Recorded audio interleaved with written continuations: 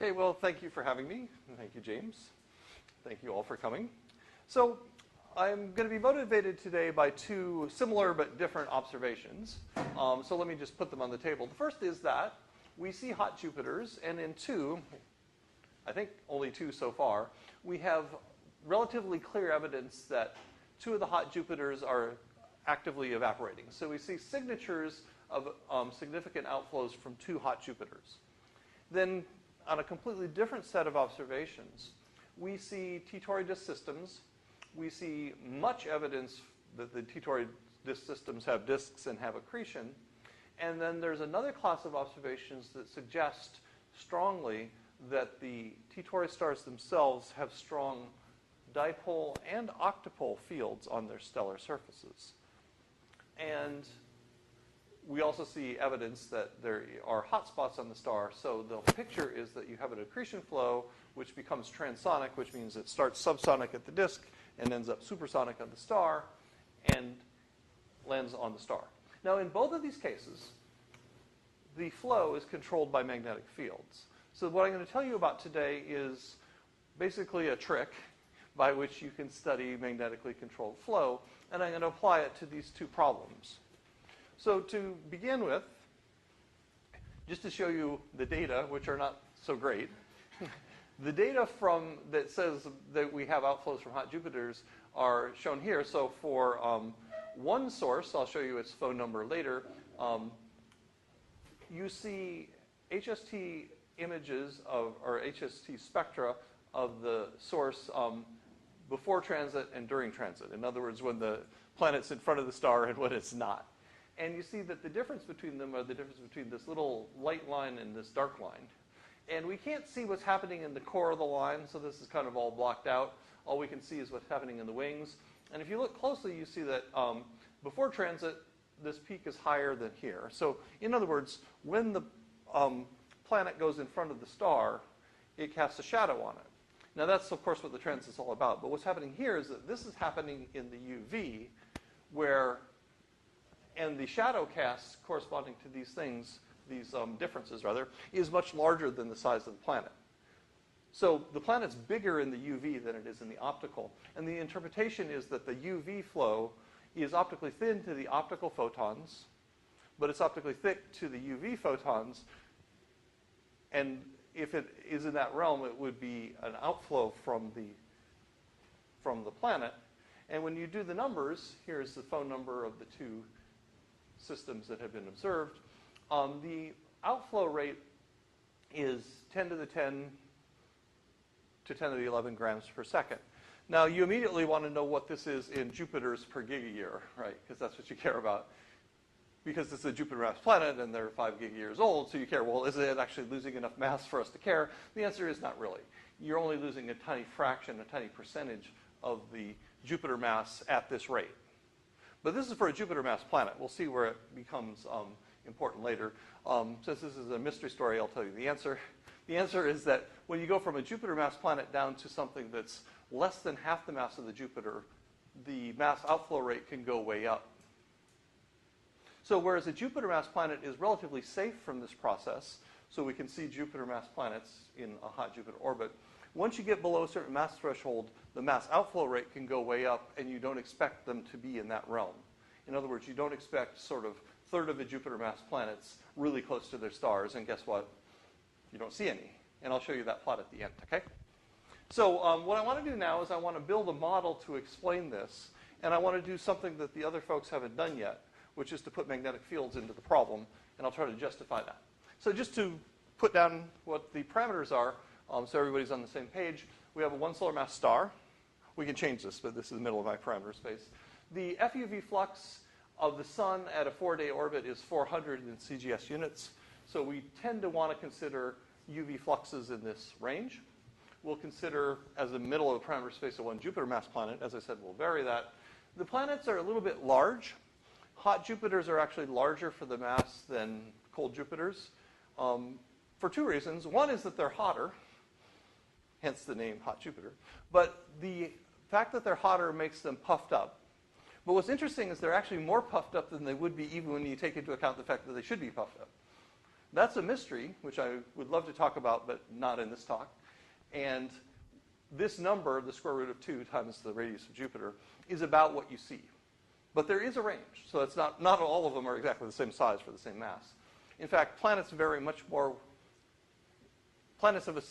the same mass vary much more than stars of the same mass.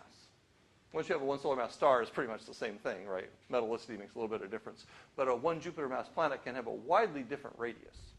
I'm going to assume that the fields on both the star and the planet are 1 Gauss. That's kind of reasonable because the magnetic field on our planet and our star are about 1 Gauss. They could be larger, and of course they could be smaller.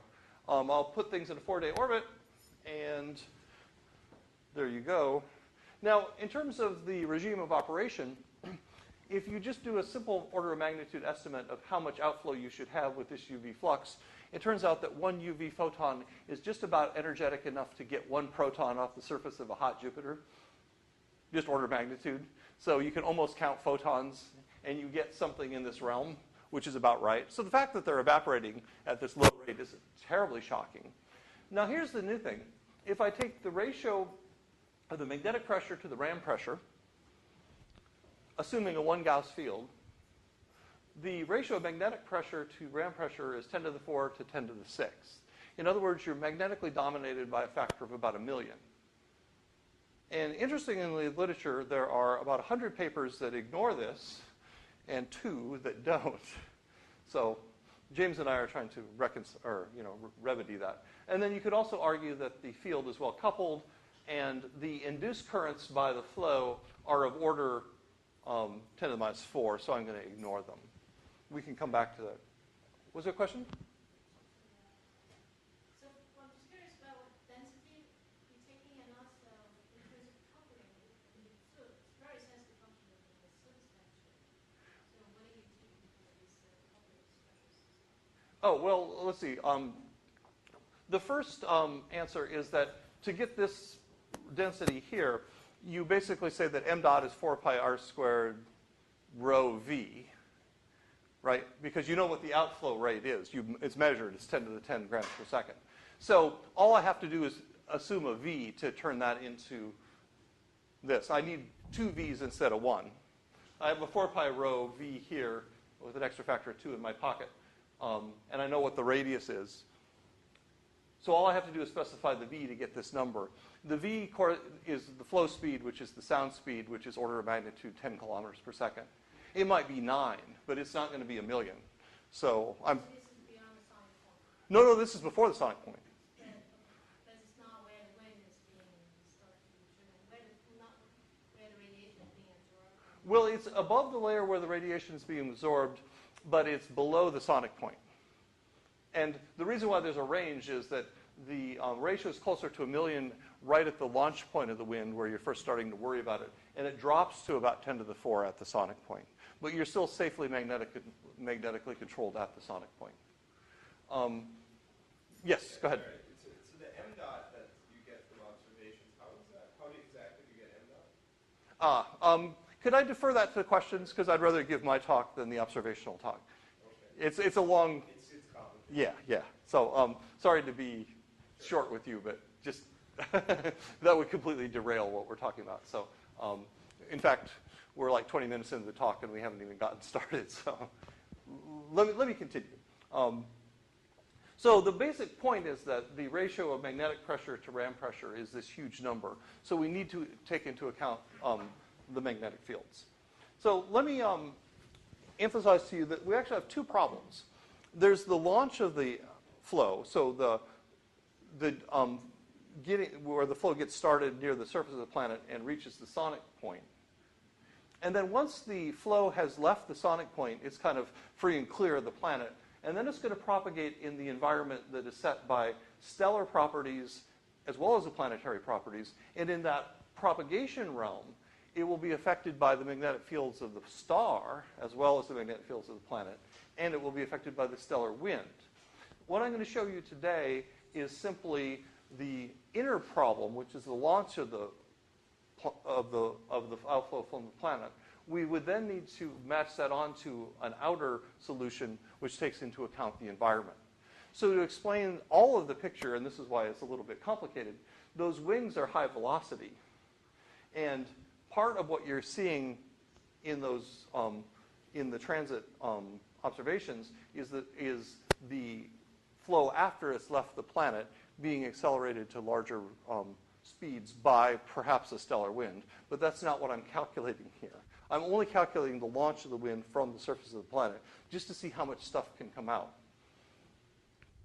And as you'll see, that will be, I want to boil this down to a simple analytic calculation so we can understand the physics of that. And this is just sort of the first step in the whole program to understand planetary outflows.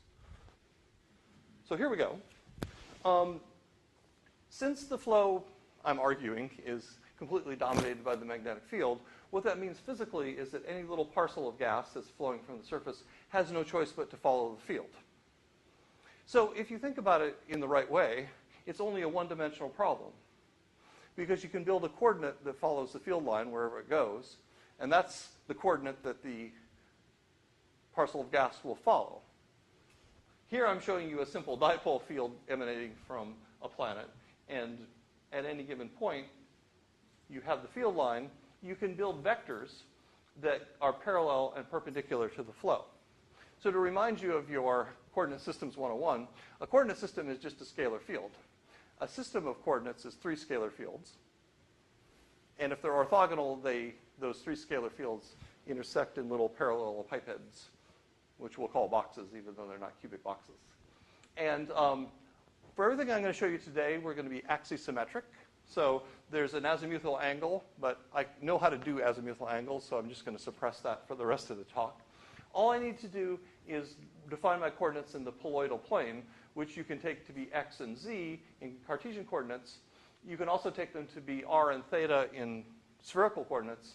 But what we're going to take them to be are p and q in magnetic field coordinates, where we have coordinates p, q, and phi, where phi is the azimuthal angle. I'm going to build you a coordinate system where p is such that it follows the field line and q is perpendicular. So the gradient of p points in the direction of the field, and the gradient of q is perpendicular. Just to confuse you, I'm going to go back and forth between covariant and contravariant vectors and unit vectors. They're all the same except for the unit vectors have size unity, whereas these guys don't necessarily have size unity. So if you don't remember that, all you have to remember is that when you're building a coordinate system, if by hook or by crook you do it correctly and you get the unit vectors and the scale factors and you put the scale factors in the derivative operators correctly, then you're good. So what I'm going to do is I'm going to build these coordinate systems, build these scale factors, and hopefully put them in my equations properly so that we're good.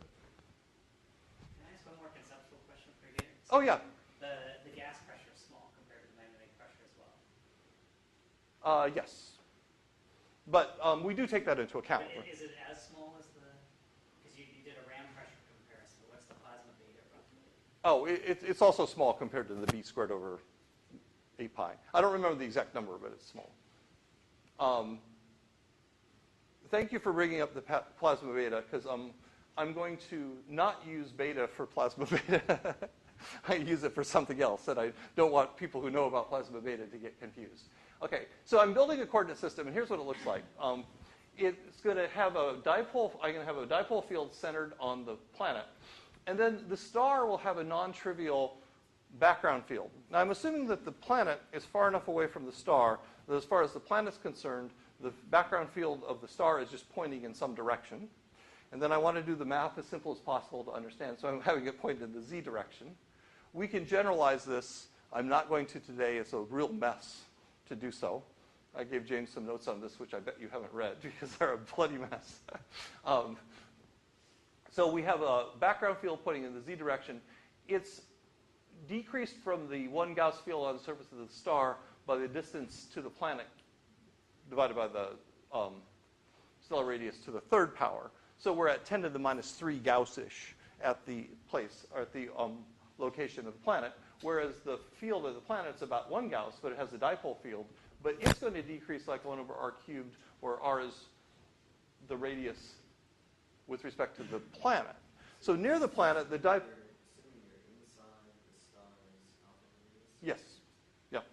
There are actually 4 regimes, and we're going to consider we're inside that one. In some sense, it doesn't matter so much as long as I'm still doing the launch of the wind, because what really matters is that the dipole field of the planet is dominant over the other, either the stellar wind or the stellar field, and it is.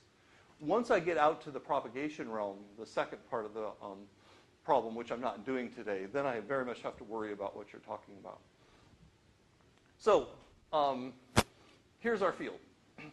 So I'm going to just build a coordinate that follows the field at a perpendicular coordinate. So after a little bit of algebra, you get these forms for P and Q. You can find them analytically. I'm not going to derive them because that would take too long.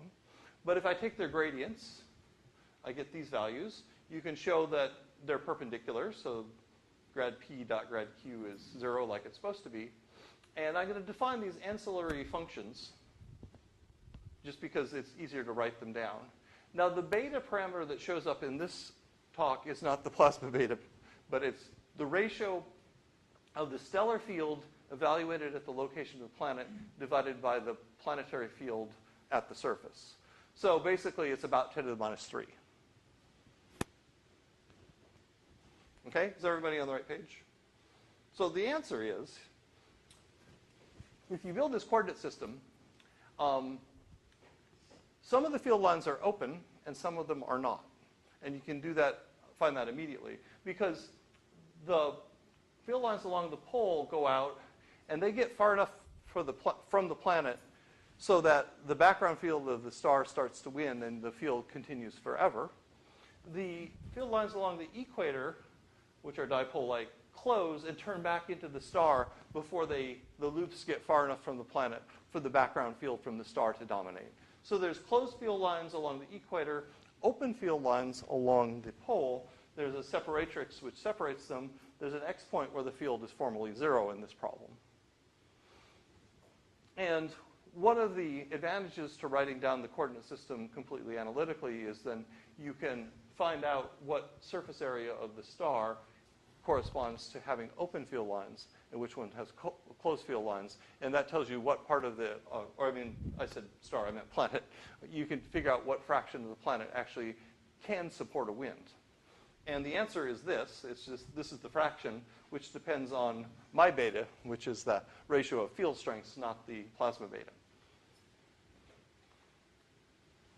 So now what we want to do is we want to actually solve the equations of motion, in particular define the sonic surface. So I'm going to do this using non-dimensional fluid variables. So I have a non-dimensional speed, a non-dimensional density, a non-dimensional potential. The depth of the potential well is given by this quantity here. For this particular calculation, I'm going to assume isothermal flow, but I will then do energy calculation to calculate what temperature I should use for the isothermal flow. So I'm assuming that it's isothermal from the launch point to the sonic point. And I'll show you a picture of that, and it's not too bad of an approximation, but that could be done more carefully. You can also generalize this to any polytropic equation of state, but again, I'm not going to show you all of that. So the main parameter is this depth of the potential well, which is g m planet over r planet, divided by the sound speed squared. And remember, this has a value of about 10 for a Jupiter-like planet sitting at about a 4-day orbit, where the sound speed is about 10 kilometers per second or so. Now, the non-dimensional fluid equations then look like this. I have the continuity equation, which looks like it usually does, except here I have these crazy scale factors in it. And I've written it in terms of the variable p. Usually you write this in like spherical coordinates or Cartesian coordinates, but here, since we're following the field line, we write it in terms of the variable p, which follows the field lines, because that's the direction the flow is going, and that way it's only a one-dimensional problem. If you don't use this coordinate, you have to do a two-dimensional problem. So the price you pay for making it a one-dimensional problem is you have this crazy-looking operator here. And then you have a similar correction for the fact that this is the force equation, of course, and this is the gravitational potential, but you have a similar correction for the fact that the gravitational potential is spherical, and we're not in spherical coordinates, so we have to correct for it.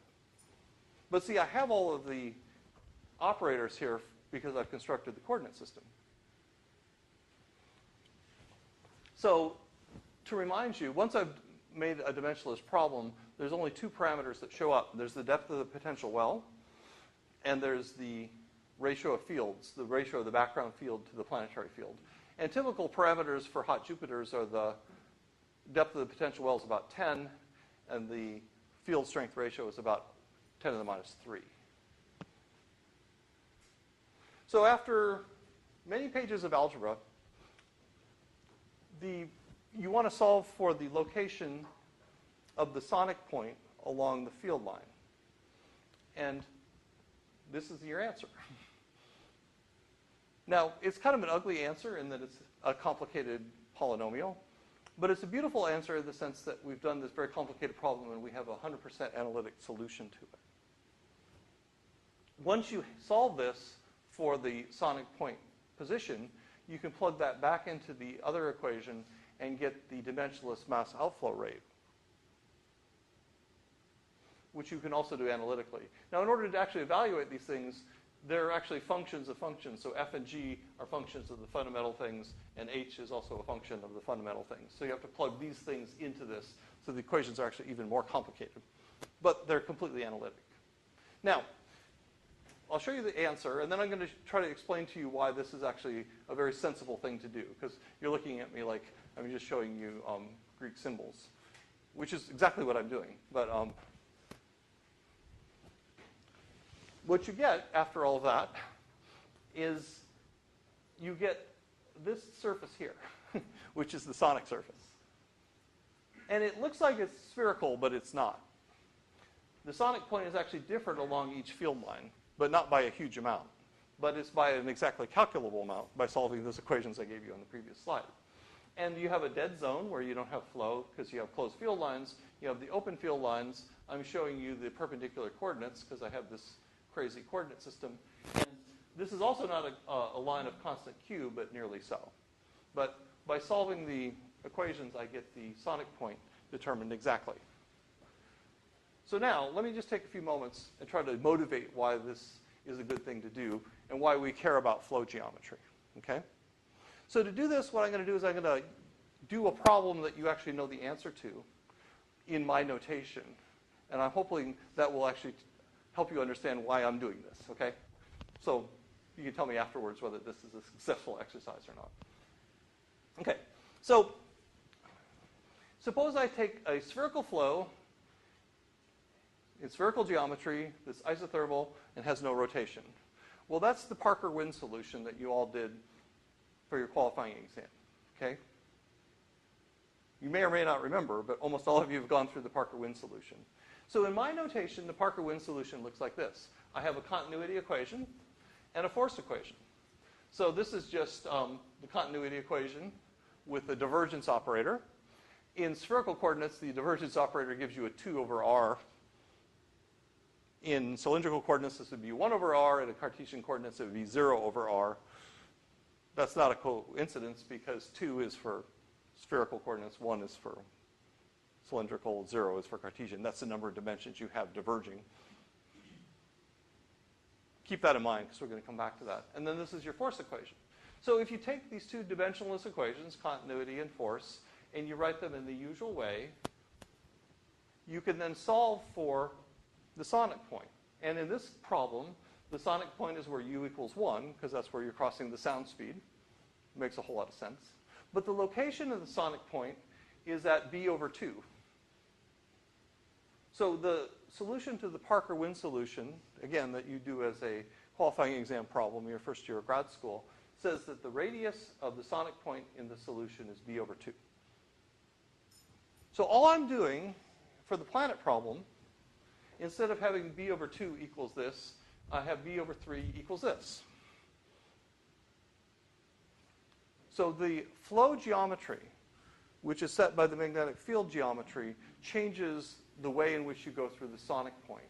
But the way in which you go through the sonic point and the way it changes is 100% calculable by the geometry. It's all geometry. And all of the geometry is embedded in this polynomial, or ratio of polynomials.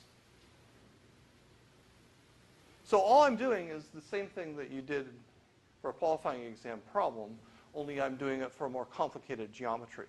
But the more complicated geometry I'm doing, it is actually a simplified version of what the real planets are experiencing. And of course, when you do it back to,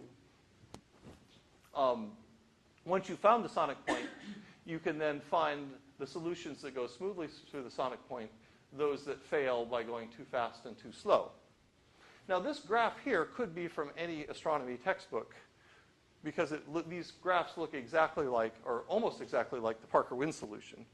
So when you look at the Parker-Wind solution in an astronomy textbook, you see things that look very much like these. But these are not from the Parker-Wind solution. These are ones from the Planetary Wind solution.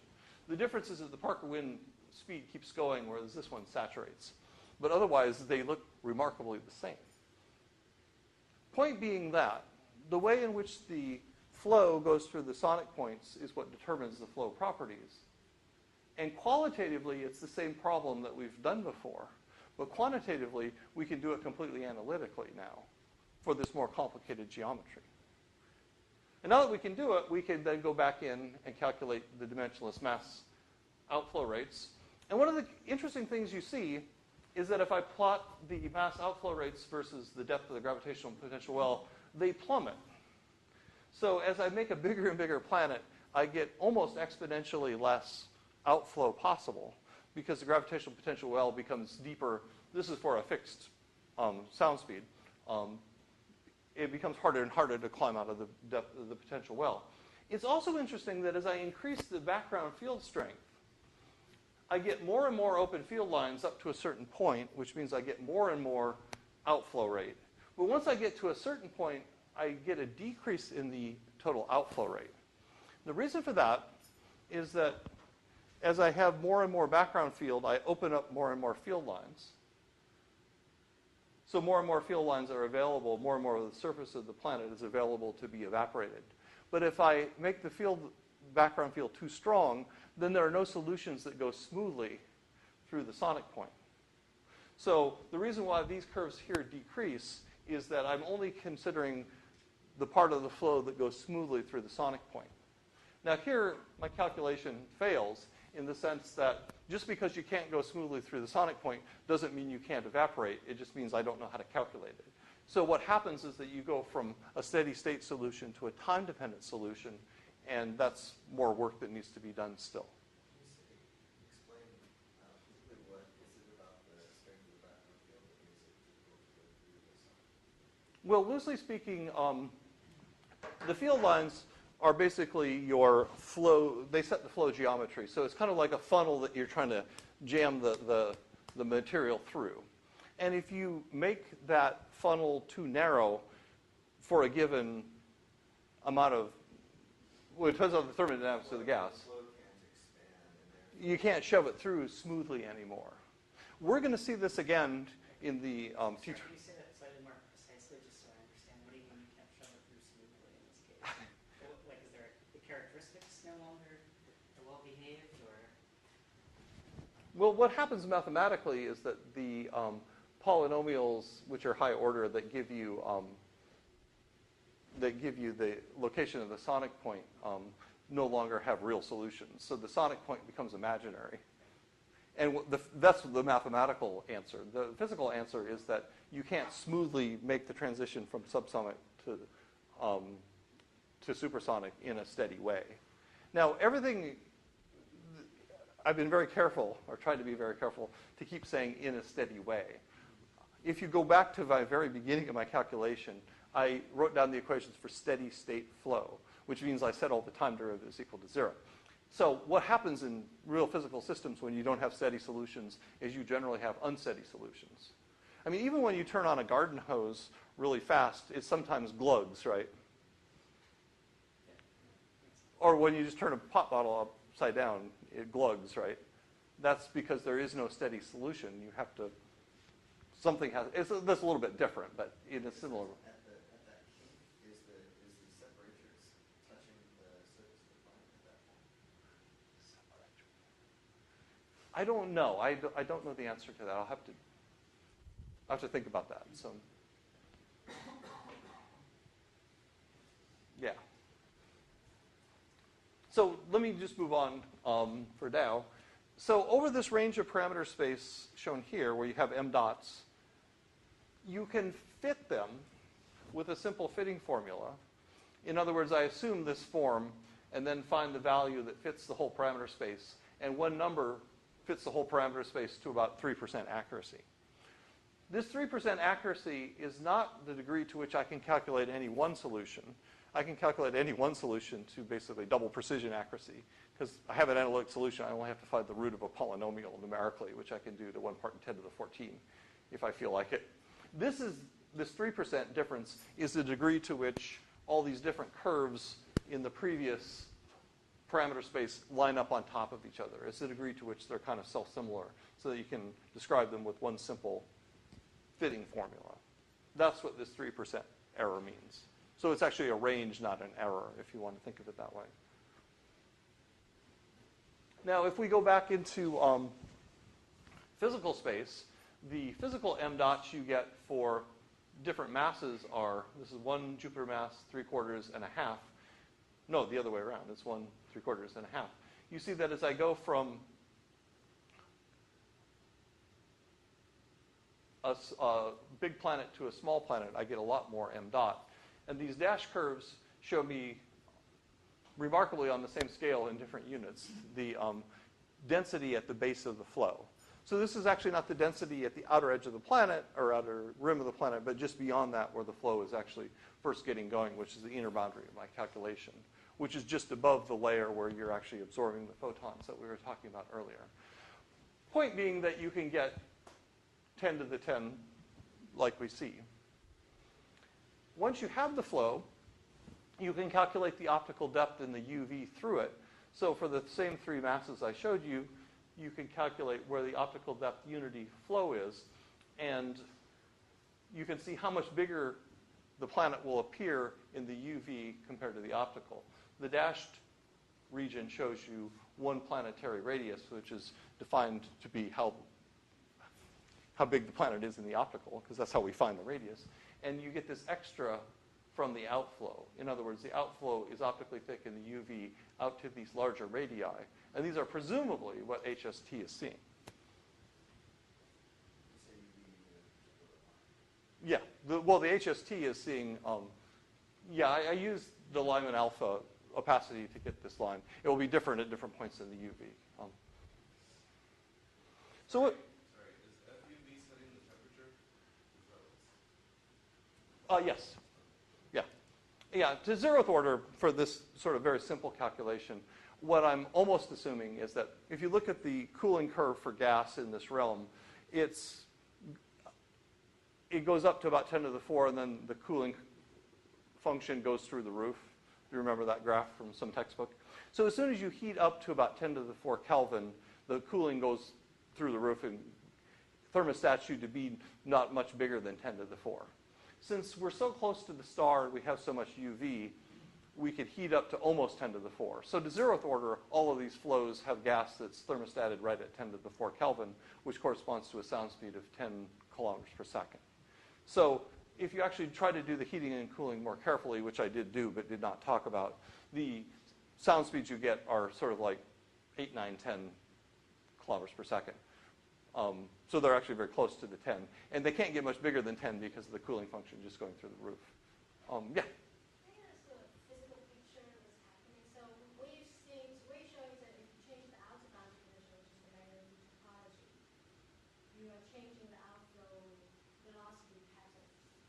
How is that going to affect the mass loss rate, which I'm assuming, if I'm wrong, is determined more at the base. Is that right?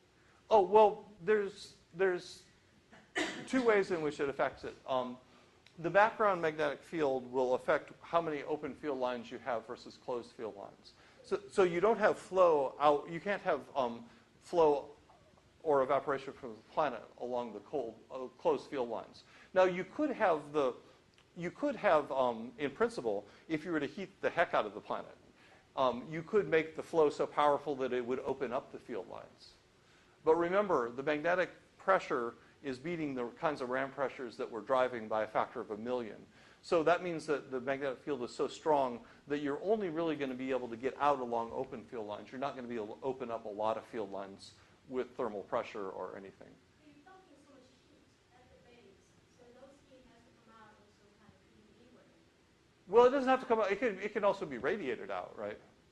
And then, I mean, you could raise your temperature by a lot to raise the cooling. Yeah. Is that really what's happening, or does the mass outflow becomes more anisotropic? They tend to come out of the open field lines? Is that be another possibility?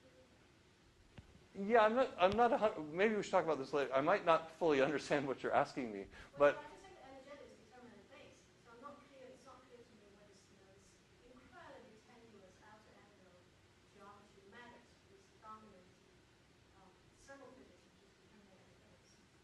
well, it's coupled. Let me just try to go back to this picture here. So you have these field lines. Now, the reason why they make this particular set of this curvature is that the background field eventually wins. So for the field lines that start from the pole to some critical latitude, the background field is big enough to open up field lines here. So in some sense, the background field doesn't actually affect anything until you're far from the planet, like you're saying, and you're very tenuous. But the flow can only get going along a subset of the field lines, and that subset is determined by which subset of field lines are ultimately open. So once you've decided, because of the large-scale geometry, that these are the only field lines you care about, then what I could do, if I wanted to simplify my life, is ignore the background field and just calculate the flow through the sonic point using a pure dipole field. And I wouldn't get something all that different from here. It would be about 1% different, maybe. But since I know how to do it, and I can do it fully analytically, I did include the extra term. But in practice, you could get almost the same answer by just using a dipole field. But by only using a dipole field, none of the field lines would open, and you would officially have no flow. But what if you just So that means the solutions wouldn't actually apply to any of the field lines. So how different is it if you just take the spherical Parker solution and then multiply by the fraction of open field lines? Oh, order of magnitude is going to be the same. I just asked that. Yes, sure. So that intuition is reasonable. No, your intuition is Okay. reasonable. The order of the magnitude estimates are reasonable. The reason why I'm doing that isn't that we actually, and the data are quite frankly crappy in the sense that we don't have very clean, we only have 2 observations of 2 systems, right? So I'm not saying that there's like this need to do precision outflow rate at the 2% level or anything. What I'm trying to do here, and my motivation is not sort of to get it quantitatively right, is to get it physically right. And the physical interesting point is that when you add the fields into the flow, it's non-trivial to go through a sonic point. And I want to understand how you go through the sonic point. Now, if you just ignore the fact that you have to go through a sonic point, and you only care about order of magnitude estimates, you'll get the same answer. But you won't actually understand what you're doing at the fundamental level. My question is so something I'd just like to figure out. So I think this is going to be important for observation, that we're going to observe the geometry after large distances, so this kind of calculation is useful. But if I want to say, where is the mass loss rate determined? Should I care about magnitude? Yes, in the sense that the global magnetic field geometry will determine which lines are open and which ones aren't. And if the field lines or the fields are strong enough that you get a dead zone, then the size of the dead zone will limit certain parts of the planet from being evaporated. And if you limit certain latitudes from evaporation, you will decrease the global outflow rate. Okay? So I'm going to run out of time. So let me go back to where I was.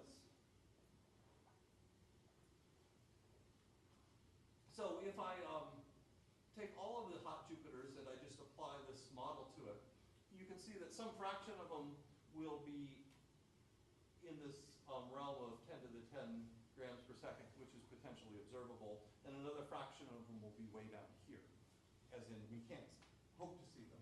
What's perhaps more interesting is what I alluded to at the beginning here. If you look at the mass versus period ratio or diagram for the observed extrasolar planets, you see that, except for this guy who's messing me up, there's very few planets in this realm between 1 Jupiter mass and a little less than a tenth of a Jupiter mass, and inside of about 3 days or so. So we have planets up here. Big planets live happily really close to their stars. Little planets live happily close to their stars. Big and little planets live happily far from their stars, where far means further than a 4-day orbit. But we don't have a lot of planets in here. And one possible interpretation of this is that the planets that were in here are enough less than 1 Jupiter that their outflow rate in the past was high enough that they've evaporated and come down here. This is just a thought, a possible application of this evaporation model. Other people have written papers recently that say things similar to this, but we will see. Of course, we could find, next week, since we find planets every day, that this zone will fill in. But so far, it's looking otherwise. And most of the Kepler planets are down here. There's these 3,000 Kepler planet candidates. They tend to be more low-mass planets, and hence not gaseous and hence not evaporative. One more cool thing that's possible is that if you crank all the things to one side, as if you crank up the field strength of both the star and the planet, and you crank up the outflow rate from the star, you can actually make the flow go the other way. So you can actually funnel stellar material onto the planet in a reasonable model. You only have to crank up the field strength to, I didn't write down the number, but kind of like 1,000 Gauss or so, and you're good. So this could happen in like the T Tauri phase. You can actually gain mass from the star if you're not careful. This is sort of rare because you really have to crank up all the numbers in the right direction. So this is not the usual case, but it's interesting that it's possible. So to summarize, what I'd like to claim is that first and foremost, planetary outflows are magnetically controlled. The ratio of the magnetic pressure to the ram pressure is this factor of 1 billion. So you can't get away with just ignoring it, even though you get the same answer doing it, which is, so in that sense, you can get away with it. Now, what happens when you put in the magnetic field geometry is the outflow rates are lower because you have less of the planetary surface that's available for evaporation. The geometry is quite a bit different. You get open field lines along the poles, closed field lines around the equator, and the outflow rates are going to be a sensitive function of planetary mass. We can fit the outflow rates with this simple function, where V is the depth of the gravitational potential well, which, all things being equal, is the planetary mass. And we saw in the previous diagram that there is this zone of evaporation where you don't expect a lot of planets that are significantly less than Jupiter, but significantly bigger than Earth, and really, really close to their star, because those are the ones that are ripe for being evaporated. Now, the second half of the talk, which I have 8 minutes to give, is the following. We can apply the same kind of procedure to understand accretion in T Tauri systems.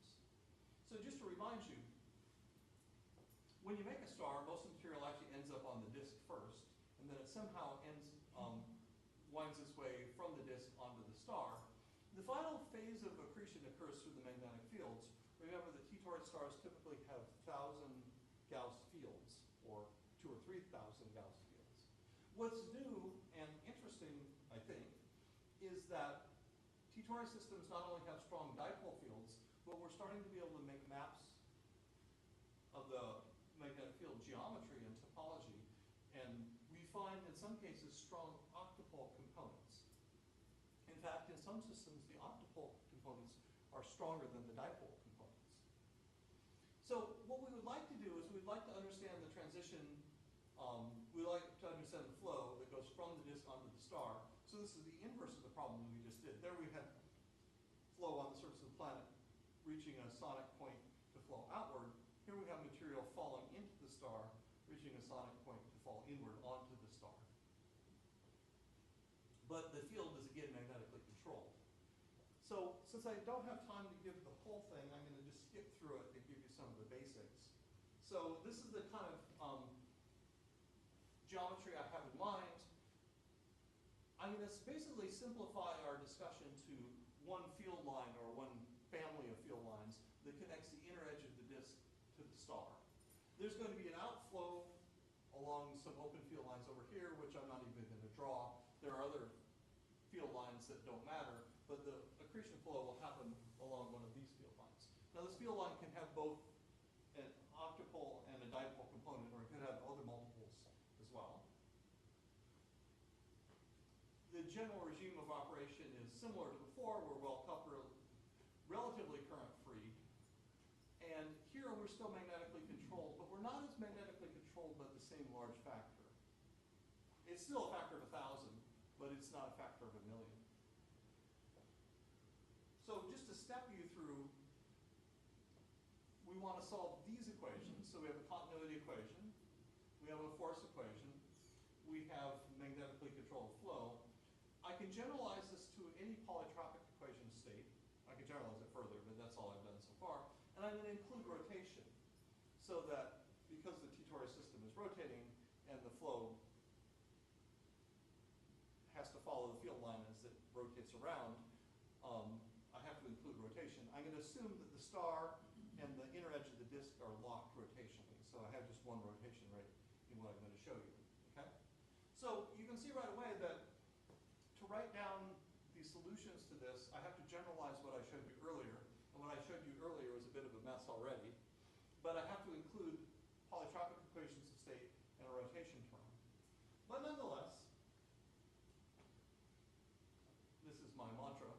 We have this technique developed to study magnetically controlled flow. So I have a new problem, but it still looks like a nail to me. So I'm going to use the same procedure. So what I'm going to do is I'm going to write down non-dimensional radius, non-dimensional velocity, non-dimensional density, non-dimensional potential.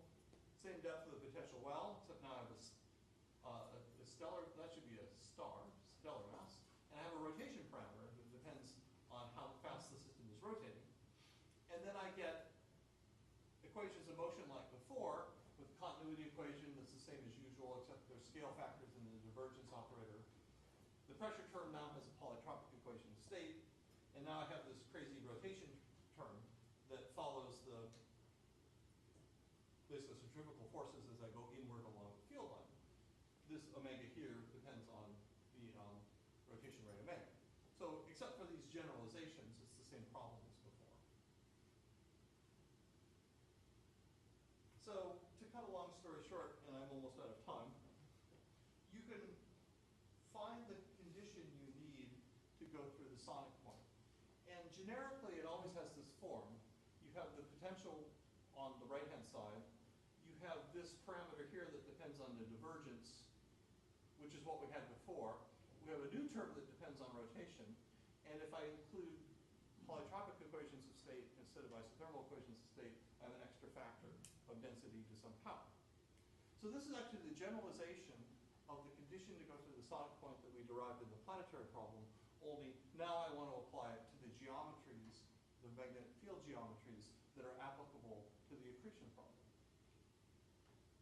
And again, if you ignore rotation, make it spherical, and put it in spherical geometry, it boils down to the Parker-Winn solution that we saw before and you guys have done before. So this is just a generalization of the generalization I showed you earlier. So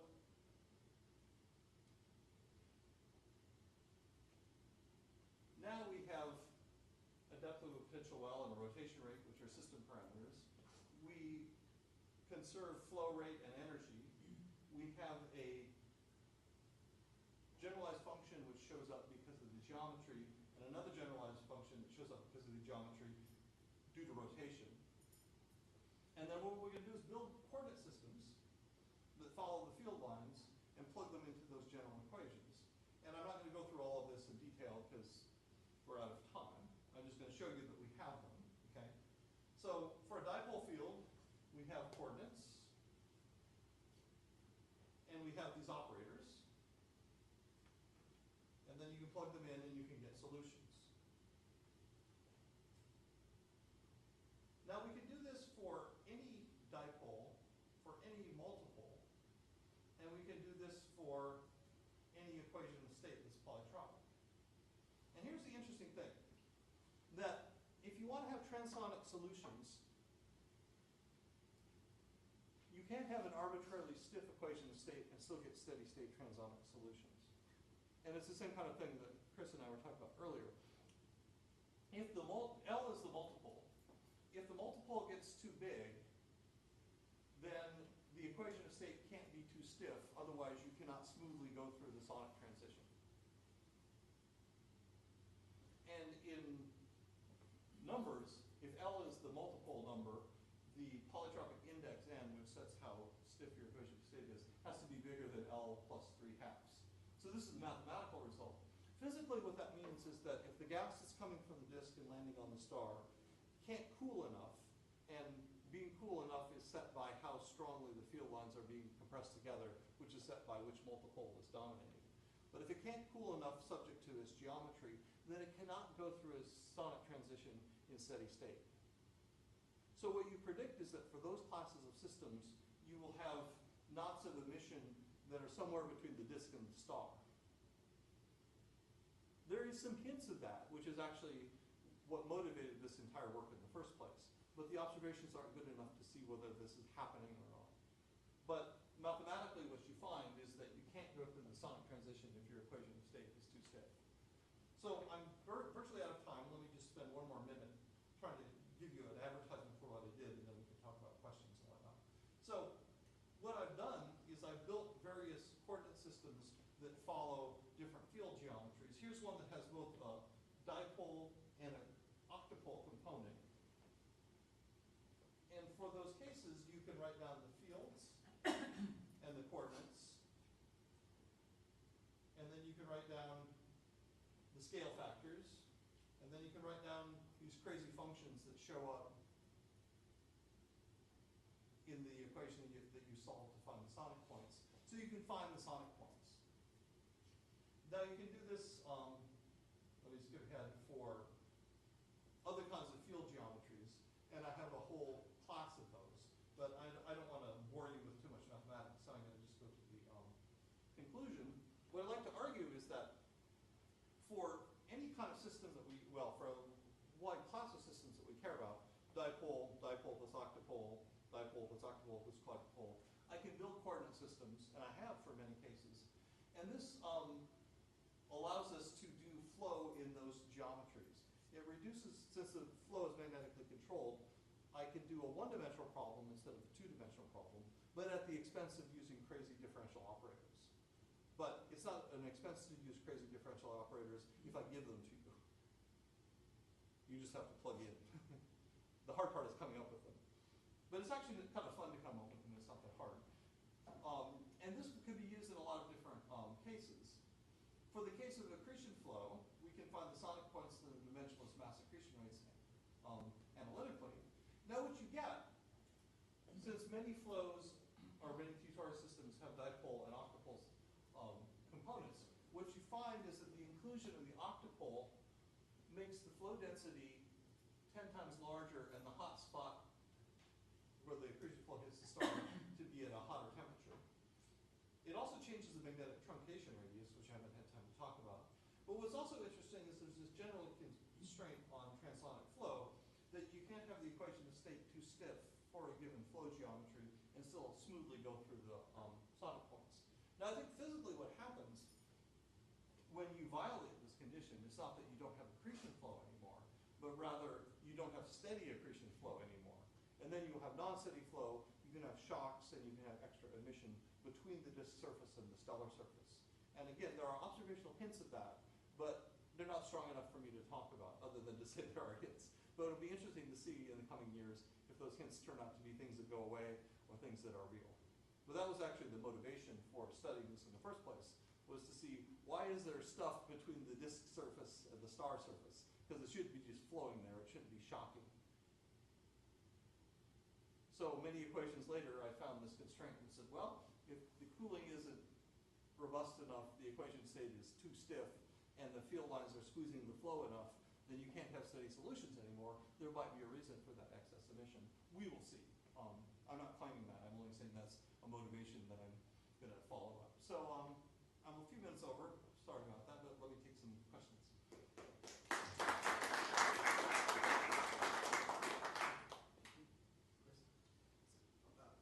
Fred, I want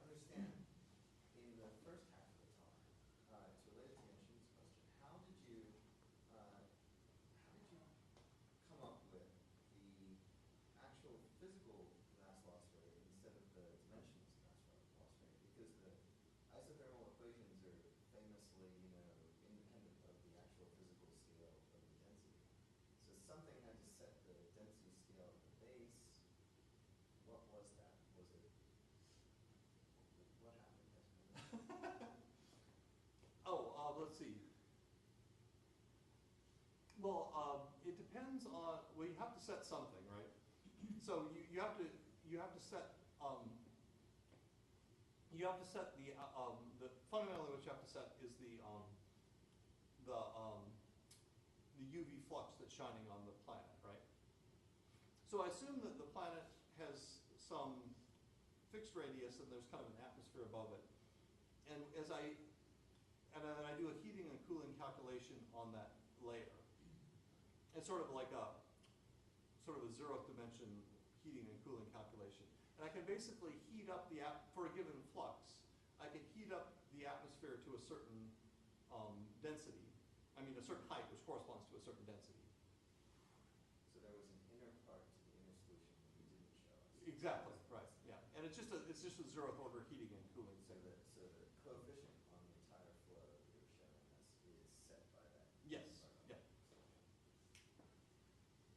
And can you tell me, in that inner part of the inner solution, is it clear that the outflowing part that you were looking at doesn't absorb all of the incoming flux of ionizing radiation?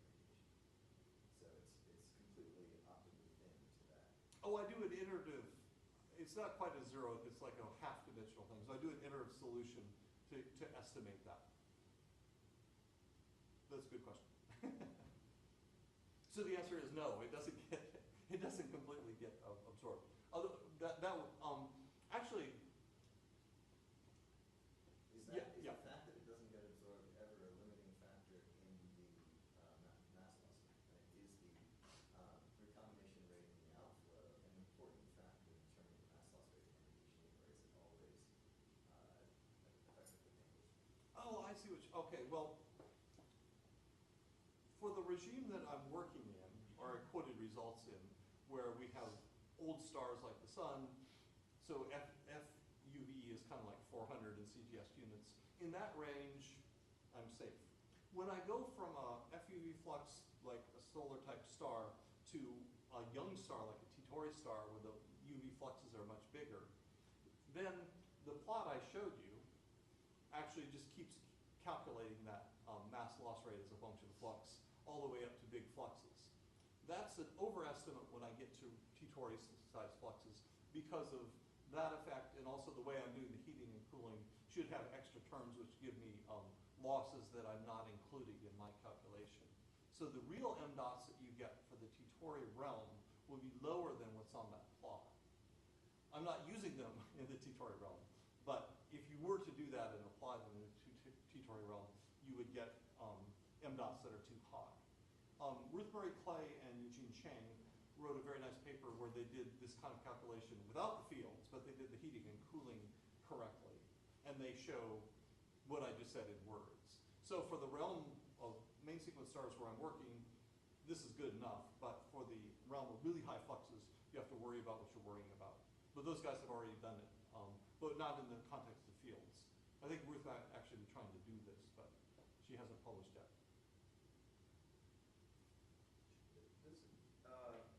So I was thinking about the closed field lines in your planet case. You're still loading mass onto those. Yes. And is that an interesting enough amount of mass to give it an observable signature? Could it be more optically thick than the wind itself? Depends how far out you go. So the original plan of the other magnetic field paper, remember I said there was two. The other one's by Gilles Lee, George Trammell, and Phil Aris. They were originally trying to do just what you said. And I haven't actually done that calculation in just the way you described, so I can't quote an honest answer from me. But they originally set out to do just that. And what they ended up doing was saying that the outflow was more important, because their paper actually talks about the outflow more than the dead zone. But their original motivation was to do it all by the dead zone. So, but in principle, you could load up the dead zone. And if you had a strong enough purely dipole field and no background stellar field, you could load up a pretty big dead zone. But you'd have to heat it a lot to load a lot of mass on it. And I don't know off the top of my head what parameter space would give you a big enough shadow to be observationally interesting. Because it would have to be in this realm where it's optically thick to the UV, so that it would have a big shadow when you look at it in transit with HST. But it would still have to be not so thick that it would be optically thin in the optical, so that you could tell the difference between the real planet. What if it was a little optically thin in the optical? Oh, you mean that's the reason for those? Well, that was just, I wasn't, that would be the extreme limit, but I was thinking that somewhere in between optical and UV, you might be able to see this thing, but of course that would be interesting, but I don't know if it's at all feasible. If you're optically I don't know the answer. I don't think you can heat it up to high Yeah, well, temperatures. exactly, yeah, so. Yeah, I do know one thing that bears on your question is that if you look at the sample of hot Jupiters, which are too big, as you say, you can define what's called a radius anomaly. So the radius anomaly is not just a measure of how much they're too big. It's a measure of how much they're too big, even when you take into account the fact that they should be too big because they're hot. In other words, you take a Jupiter, and then you take the irradiation that you think you have from the star, because you know the stellar properties and you know how far away you are. So you should be able to do L over 4 pi r squared, right? When you build that into your planetary model, you'll get a bigger radius. If you take that radius and compare that radius to the measured radius, then you get what I'm calling the radius anomaly. Now, some of those radius anomalies are positive because the planet's too big, but sometimes they're negative because the planet's too small. But most of the time, they're too big. And then, there's more, you could scale that radius anomaly with various things like the temperature or the distance from the star. And the scaling will determine which one of your models for inflating the Jupiters is correct, because different models for inflating the Jupiters will have a different scaling. So what one should do is to work out that scaling for heating up a planet, because as James just said, if you heat it up, you got to heat it up a lot to fill up a lot of mass, right, to make a big radius anomaly through that process. So that will have a very characteristic scaling, but we've already measured what the scaling is observationally, at least as of a year ago, 2 years ago. But one can do it again with more data. So there's something you can directly compare that to.